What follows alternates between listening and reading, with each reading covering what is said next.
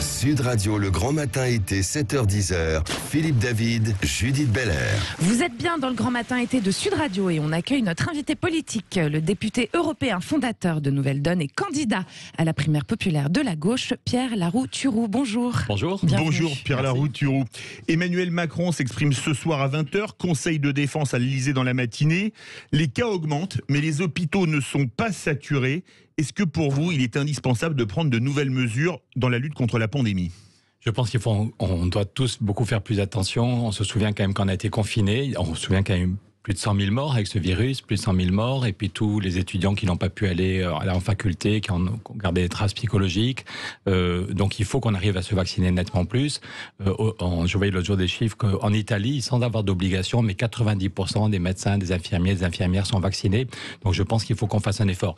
Le problème, c'est que ce gouvernement s'est foutu à dos tellement de monde. Il y a 3 ans, quand même, souvenez-vous, les urgences étaient déjà en grève parce qu'il n'y avait pas assez d'argent. Donc le problème, c'est que quand une parole vient d'Emmanuel Macron, déjà dans le milieu médical comme ailleurs, elle est très mal reçu parce qu'il avait fait beaucoup de promesses qu'il n'a pas tenues.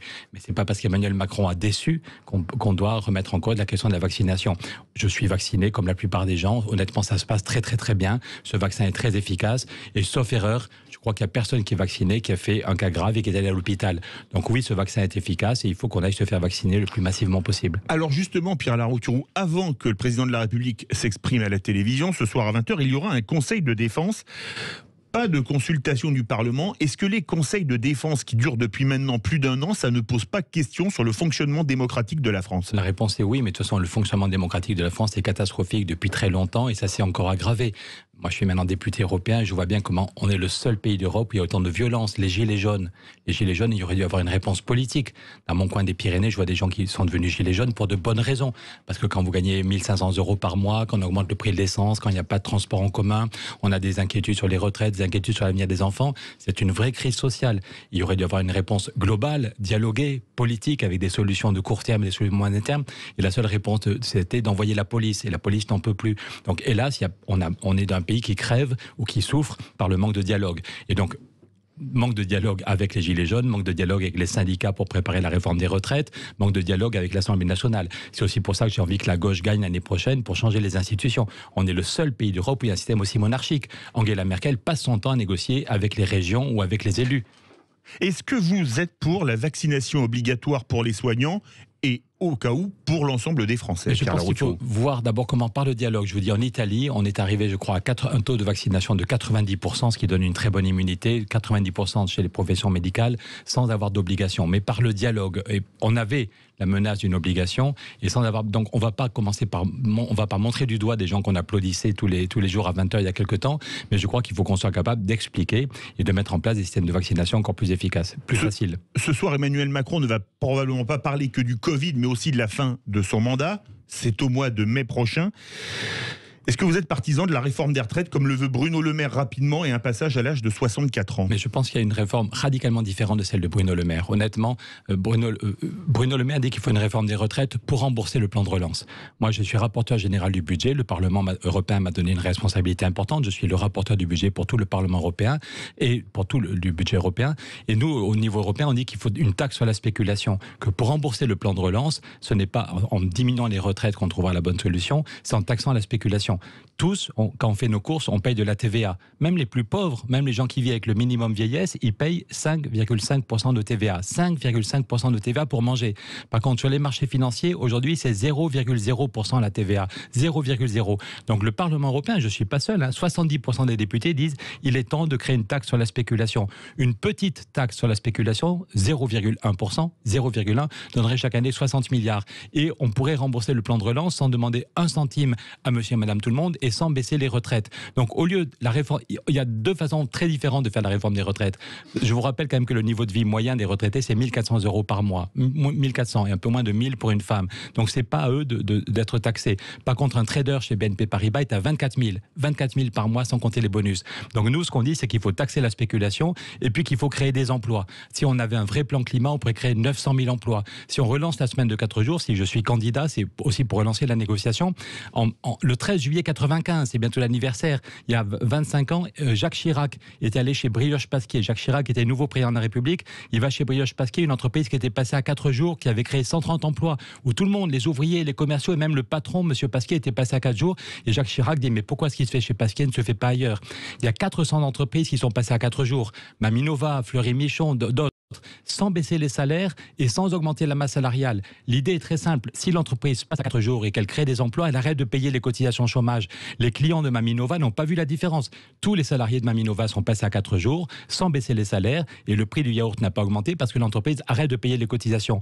Et si toutes les entreprises passaient tranquillement en négociant à la semaine de 4 jours, on pourrait créer 1 600 000 emplois. 1 600 000 emplois.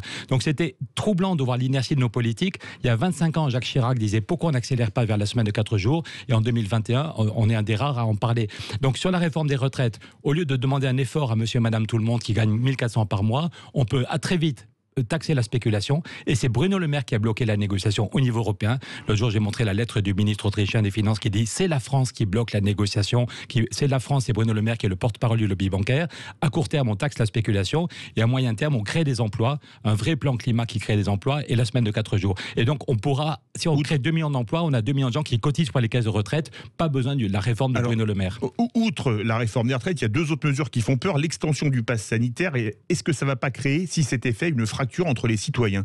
Vous êtes pour l'extension de ce pass? C'est pour ça qu'il faut d'abord expliquer que le vaccin c'est possible, que ça n'est pas dangereux. C'est vrai que les laboratoires pharmaceutiques n'ont pas toujours été exemplaires. C'est vrai que parfois on a l'impression qu'ils sont là pour certains labos pour faire de l'argent et qu'ils refusent de faire des vaccins pour le reste du monde. C'est vrai que les gens ont un doute. Emmanuel Macron est tellement déçu depuis 4 ans quand une parole vient du gouvernement, beaucoup de gens se demandent si c'est du lard ou du cochon. Donc il faut expliquer que la meilleure solution c'est de se vacciner tous. Moi, mes fistons qui se font vacciner, au début ils hésitaient, ça y est, mes 2 enfants sont vaccinés.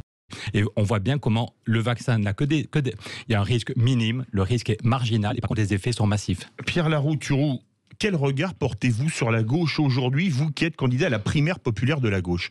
Je pense qu'on est des millions à vouloir une plus grande justice sociale. Je pense qu'on est des millions à comprendre qu'on va vers le chaos climatique si on ne fait rien. Regardez, vous en avez parlé, 700 morts au Canada dans les canicules.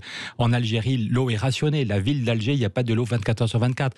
Cet été, il y aura encore des départements dans le coin des Pyrénées. Il y a des paysans ou dans le sud de la France, il y a plein de départements l'été dernier où on n'avait plus assez d'eau pour arroser les cultures.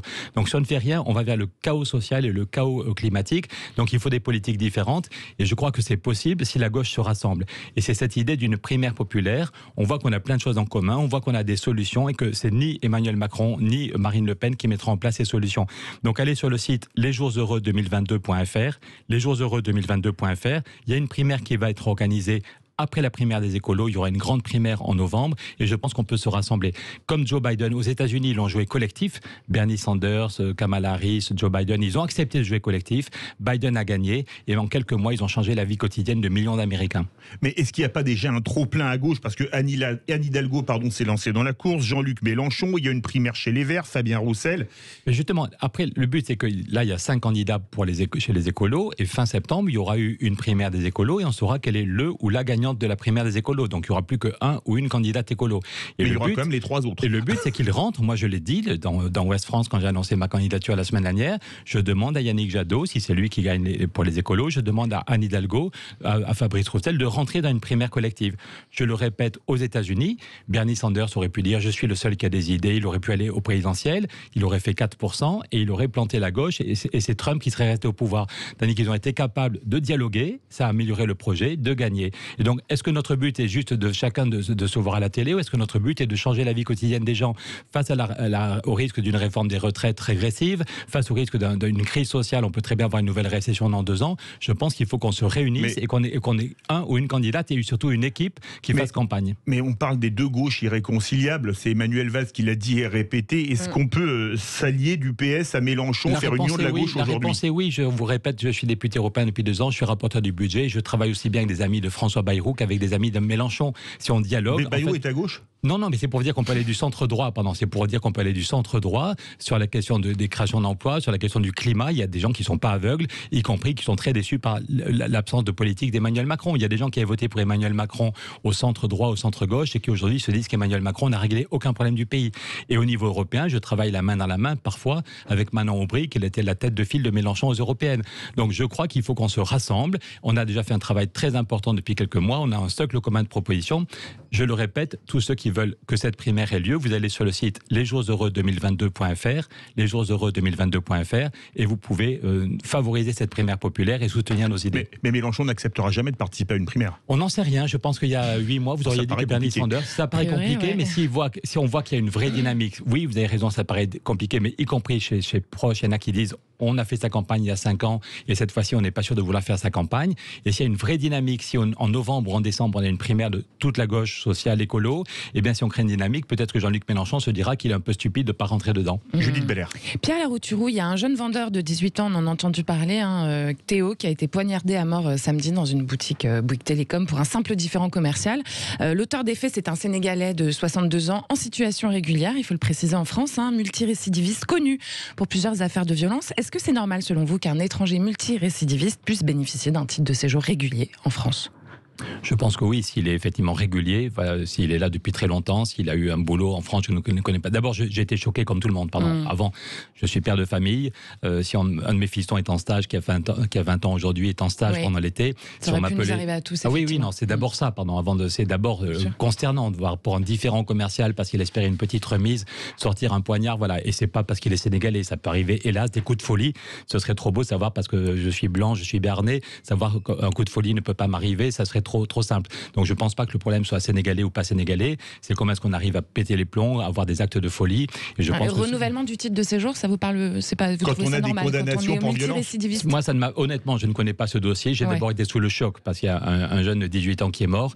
Et après ça, je pense que ce monsieur était quand même intégré depuis longtemps. D'accord. Merci. Merci beaucoup, Pierre Larouturou. Je rappelle que vous êtes député européen, fondateur de Nouvelle Donne et candidat à la primaire populaire de la gauge. Lesjoursheureux2022.fr. Merci.